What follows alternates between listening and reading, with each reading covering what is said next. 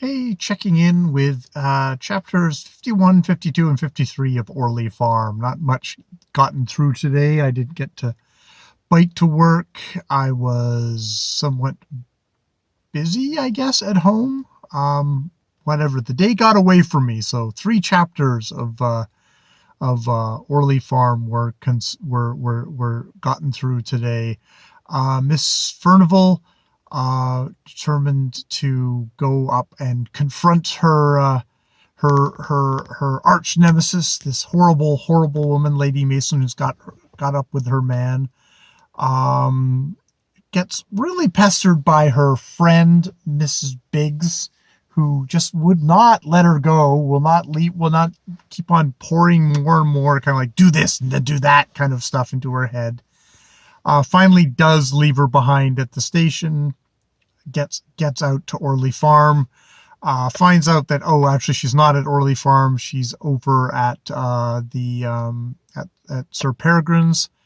It's like, goes over there, and then just sort of ends up thinking better of it. That this is just, you know, this really is not the way to do things. This was all a really bad idea. She sort of ends up blaming Mrs. Biggs for it, even though Miss Biggs wasn't actually the agent behind it, but she was the one who was really trying to egg her on.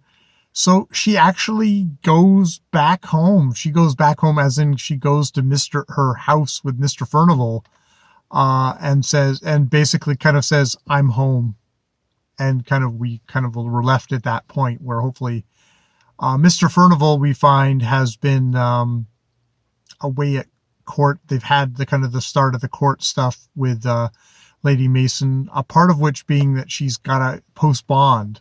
Part of it being through her son, but the other part of it being through Sir Percival. Dockwrath is like, oh, well, she should be held in custody until Sir Percival signs his part of it. And it's just like, I'll make that decisions on my own, and kind of slaps him down. It's like, oh, well, I'll get mine. Dockwrath is really into this all. And indeed, and the thing is, Mr. Furnival has guessed that, yes, that she is guilty. She did forge the thing. And so he has a hard time of really kind of getting that indignation and all that stuff kind of going. He's just like, he's going to go through it. He's going to go through the motions, but he can't really kind of feel it himself. We get introduced to Mr. Samuel Aaron, the Jewish hard case lawyer who will rip apart Joseph Mason for him, or any particular witnesses against Lady Mason. And there's a whole thing of like, oh, you wouldn't actually know that he was Jewish just by looking at him. He doesn't have the hooked nose and the mispronouncing the consonants and stuff like that. He actually just looks like a kind of your regular 40-year-old gentleman, which is we're kind of pointing out all the kind of the Jewish stereotypes, while also saying, oh, he doesn't actually conform to the Jewish stereotypes, while also being kind of like a hard lawyer type. Now they get Lady Mason does leave Sir Percival's to go home. Has kind of a scene with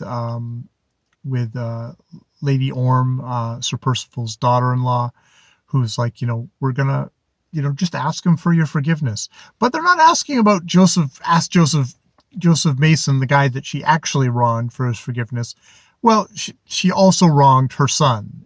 She did evil for her son.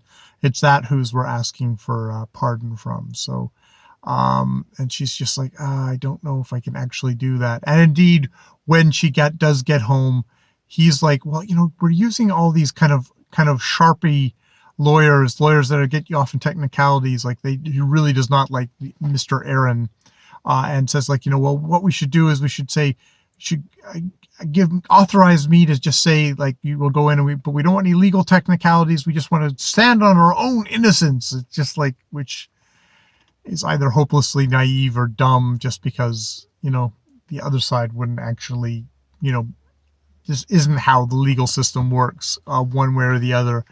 But for her, she definitely is like, well, I am guilty and I need the technicalities. She doesn't say that, but she says, no, it's too late for that. He's like, no, it's not too late. We could definitely instruct them this way. We haven't started yet. She's like, no, it's too late. And they just kind of leave it there. We get a little bit more with the whole fucking stuff. This is now it's for Graham, Lewis Graham talking to Madeline Stapley's father, yada yada fucking yada. I really don't give a shit about this part of it, but I guess it's a part of the thing. And this is like, the whole like, well, I don't have much money. It's like, no, you don't have much money, and like, you need to be able to thing. Now, I would, he's what he says. He asks him like, you go away for 3 months and then come back, and I'll let you know whether I'll let you kind of make love to my daughter, become a lover, a suitor to my daughter.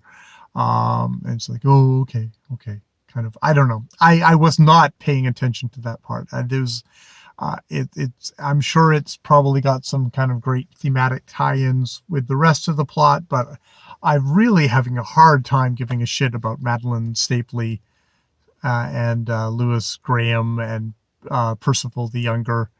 Although I guess just with Percival the Younger being at this point thought to be the better match because he's got the money and he's got the property. However, we know he doesn't, and that he is going to be penniless pretty soon. So I guess there is that. So yeah, that's these chapters of Orley Farm.